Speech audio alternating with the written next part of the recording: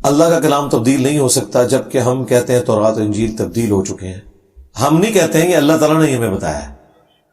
اور یہ جو الفاظ ہے نا اللہ کا کلام تبدیل نہیں ہوتا، اس سے مراد یہ نہیں ہے کہ اس کی کتابیں نہیں بدلیں گی. اس سے مراد ہے کہ اللہ جو حکم فرماتا ہے نا اس حکم کو کوئی بدل نہیں سکتا. مثلا اللہ نے یہ حکم فرما دیا ہے کہ مشرک کے اوپر جنت حرام ہے، اب یہ اللہ کا حکم تبدیل نہیں ہو سکتا.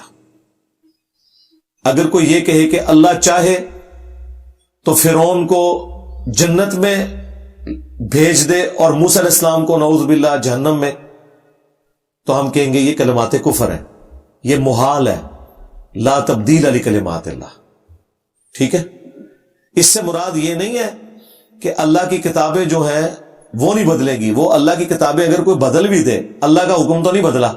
آج قرآن کی تفسیر لوگوں نے بدل دی، ترجمے میں نے آج آپ کو بتایا کتنے بدل دیے انہوں نے، تو کیا اس سے حکم ختم ہو گیا؟ اگر کسی نے ایاک نعبد و ایاک نستعین کی تفسیر میں بابوں کو پکارنا لکھ دیا ہے تو کیا اللہ کا کلام بدل گیا؟ اللہ کا کلام تو عربی میں ہے، وہ اپنی جگہ پہ ہے. ترجمے میں ڈنڈی ہے تو وہ ترجمہ بدلا ہے، اللہ کا کلام نہیں بدلا. رہا تورات اور انجیل، ان کتابوں کی حفاظت کی ذمہ داری اللہ نے نہیں لی تھی. کیوں؟ کہ اگر وہاں کتابوں میں کوئی گڑبڑ کرتا تھا تو اللہ تعالیٰ پیغمبر کے ذریعے اصلاح فرما دیتا تھا. اب چونکہ ختم نبوت کی برکت سے کسی پیغمبر نے آنا نہیں ہے، لہذا اب اگر کتاب تبدیل ہوتی تو وہ پھر ٹھیک کیسے ہوتی؟ اس لیے اللہ نے کہا کہ اب میں حفاظت تو انسانوں سے ہی کرواؤں گا لیکن اس کتاب میں رد و بدل نہیں ہونے دوں گا. انا نحن نزلنا الذکر وانا لہ لحافظون. بندش کے بارے میں بتائیں، کیا بندش ہوتی ہے؟ بندش کوئی نہیں ہوتی، پاکستانی ہارڈر عام ہے. ہر ایک بندے کے اوپر بندش ہوئی ہوئی ہے ہارڈر عامی کی وجہ سے، اور کوئی وجہ نہیں. ہارڈر عامی ہوتی ہے. ہماری مسجد میں ہر چند روز بعد ختم شریف کا اہتمام ہوتا ہے. مجھے شک ہے، مسجد والے بتاتے بھی نہیں ہے کہ یہ اللہ کے نام کا لنگر ہے، غیر اللہ کے نام کا. شک ہے تو بھائی پیچھے ہٹ جاؤ، کوئی ضروری ہے؟ ضرور ہے، آپ نے کھانا ہی ہے ادھر سے، چھوڑو یہ رہا. ہاں سنتا تارا آگے پڑھو نا. دیکھ کھڑک دی ہے، خوشبو آندی ہے، دکھاؤں خواہ پھر بندہ اتنے کہنا میں بہ جاؤں. کیا نماز میں تیسری رکعت میں بھی رفع الیدین کرنا ثابت ہے؟ بالکل ثابت ہے. یہ انفیوں نے ابھی جھوٹ بولا ہوا ہے، نہ انہوں نے بخاری پڑھی نہ مسلم پڑھی ہوئی. بخاری میں واضح موجود ہے کہ 2 رکعتوں سے اٹھ کر بھی رفع الیدین نبی علیہ السلام کیا کرتے تھے. ہاں جی. اور اسی طریقے سے وہ جو 10 صحابہ والی حدیث ہے ابو داؤد ترمذی ابن ماجہ میں ابو حمید سعدی کی، اس میں باقاعدہ یہ رفع الیدین موجود ہے. بخاری میں موجود ہے، باقی کتابوں میں موجود ہے.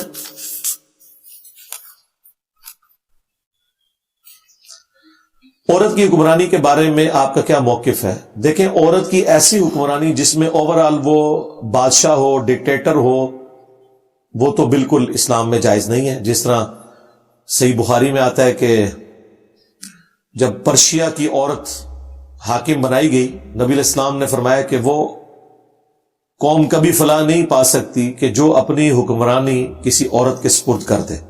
اور وہی ہوا. نبی علیہ السلام کی وفات کے بعد حضرت عمر کے دور میں پرشین امپائر بھی تباہ و برباد ہو گئی، مسلمانوں کے پاس آ گئی.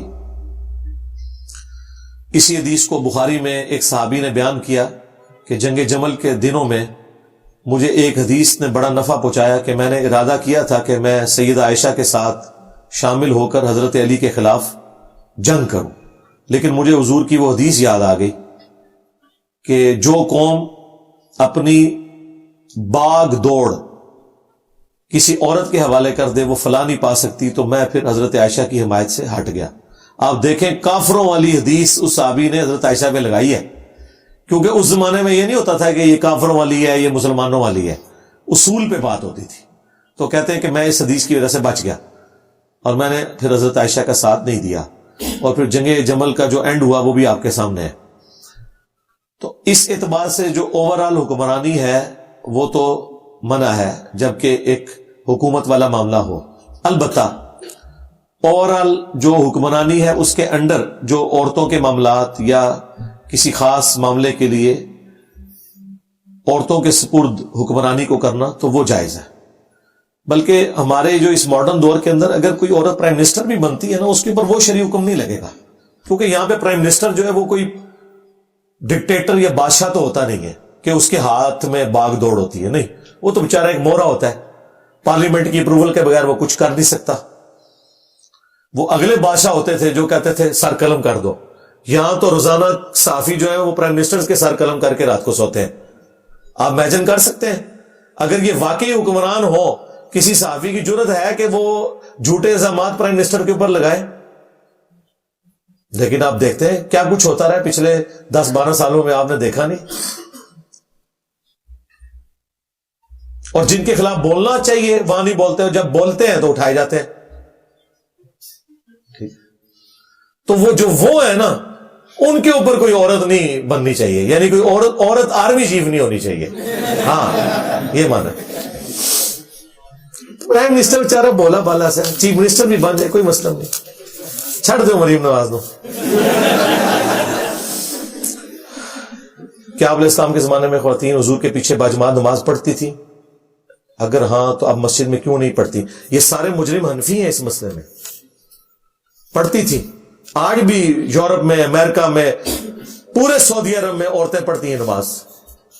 یہ ان ظالموں نے جو ہے نا یہ حق عورتوں سے چھینا ہے.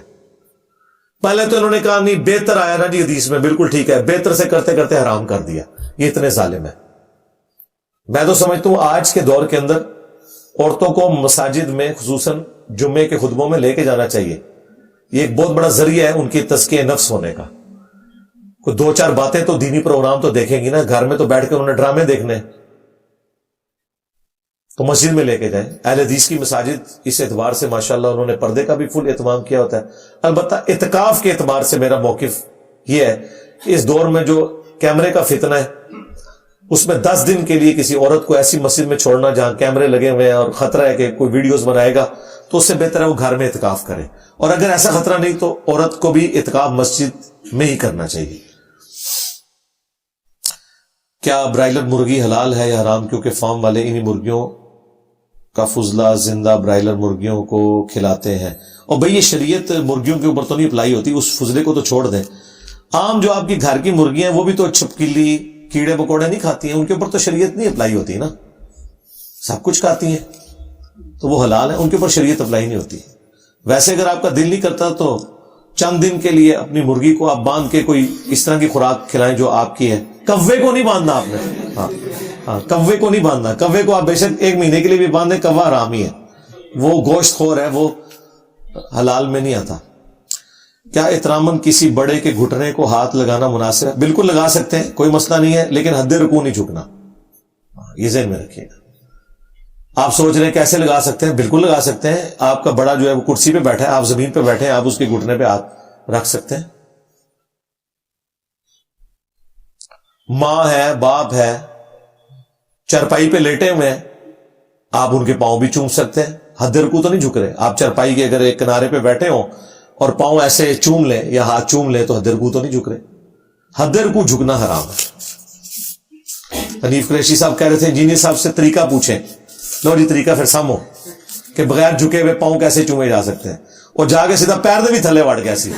دیکھیں پیر چومنے پہ نہیں, پیر کے نیچے گیا, وہ نیچے جا کے اس نے ایسے چوما ہے.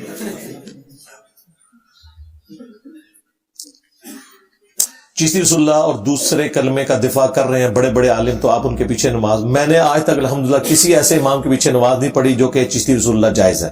بالکل ان کے پیچھے کوئی نماز نہیں ہوتی, نہ آپ نے ان کو چندہ دینا ہے. میں نے کب یہ کہا ہے؟ کبھی بھی نہیں کہا. رہی عام بریلوی یا دیوبندی امام, ان بیچاروں کو تو پتہ ہی نہیں تھا. پتہ ہے تو اس لیے یہاں کے بیٹھے ہوئے نا. آپ مجھے بتائیں آپ میں سے کتنے لوگ ہیں جو اس پلیٹ فارم سے اٹیچ ہونے سے پہلے بریلوی دیوبندی تھے؟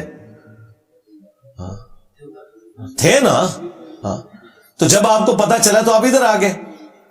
تو میں سارے دیوبندیوں کو کس طرح کہہ دوں کہ وہ تھانوی رسول اللہ کے ماننے والے؟ تو جو علماء واقعی دفاع کر رہے ہیں کیمرے پہ آ کے اور وہ کہہ رہے ہیں یہ بالکل جائز پڑھایا انہوں نے, ان کے پیچھے نماز نہیں ہوگی, بالکل نہیں ہوگی, نہ چندہ دینا ہے ان کو. کیا والدین کی خواہش کے خلاف اپنا پروفیشن اختیار کرنا ان کی نافرمانی ہے؟ میری والدہ کی خواہش ہے کہ میں ڈاکٹر بنوں, مگر میں ایسا نہیں کرنا چاہتا. یار یہ ماں باپ جو ہے خام خواہ زبردستی کرتے ہیں, یہ آپ کا رائٹ ہے, جو مرضی آپ کریں. معروف طریقے سے چلنا ہے, پروفیشن آپ نے خود اڈاپٹ کرنا ہے. مثلا میں آپ کو اپنا بتاتا ہوں, میرے ماں باپ نے پورا زور لگایا میٹرک میں کہ میں ایف ایس سی میں میڈیکل کی فیلڈ میں جاؤں, اور میرا انٹرسٹ 0 تھا. اگرچہ آج مجھے میڈیکل کی فیلڈ میں بھی بہت کچھ پتا ہے, اپنے انٹرسٹ کی وجہ سے. میرا انٹرسٹ انجینئرنگ کی فیلڈ میں تھا, تو میں نے اپنے ماں باپ سے کہا کہ میں تو نہ میرا میرٹ بننا ہے اور نہ میں پڑھ سکوں گا. اگر پڑھانا ہے مجھے آپ نے تو اس فیلڈ میں پڑھائے, مجھے امید ہے اس میں میرا میرٹ بھی بنے گا, کیونکہ یہ میری شوقیہ ایک فیلڈ ہے. تو آج وقت نے ثابت کیا, ٹھیک ہے. اور پھر جو بعد میں ہو گیا وہ تو آپ کے سامنے ہے. میں ڈاکٹر بن کے یہ کچھ مولویوں کے ساتھ نہیں کر سکتا تھا. ڈاکٹر تو بیچارے بڑے معصوم ہوتے ہیں, ان کی کریٹیکل تھنکنگ وہ نہیں ہوتی جو انجینئرز کی ہوتی ہے. انجینئرنگ اپلائیڈ سائنسز ہے, ان کو کمپیریٹیو چیزوں کا آئیڈیا ہوتا ہے, 50 جگہ ان کا بیک وقت دماغ چل رہا ہوتا ہے. ڈاکٹر تو بیچارے رٹے مارتے رہتے ہیں, اتنا ان کا سخت قسم کا کورس ہوتا ہے. انجینئرنگ میں دماغ آپ کا کھلتا ہے, آپ میتھمیٹکس کے گرد گھومتے ہیں, آپ کو پتا چلتا ہے کہ آپ نے معاملات کو کس طرح ٹیکل کرنا ہے پریکٹیکل فیلڈ کے اندر.